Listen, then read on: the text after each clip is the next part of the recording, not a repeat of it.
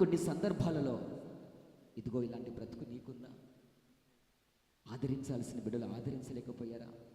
ఓదార్చాల్సిన బిడ్డలు ఓదార్చలేక ఒంటరిదాన్ని చేశారా? తోడుగా ఉండాల్సినటువంటి భర్త నిన్ను ఒంటరిదాన్ని చేసి వెళ్ళిపోయాడా? తోడుగా ఉండాల్సినటువంటి భార్య ఒంటరివాణ్ణి చేసి వెళ్ళిపోయిందా? తోడుగా ఉండాల్సిన పిల్లలు చేతికి నెక్కిన తర్వాత, రెక్కలు వచ్చిన తర్వాత, నాకు రెక్కలు వచ్చాయి అని చెప్పేసి తల్లిదండ్రులు వదిలిపెట్టి వెళ్ళిపోయావా?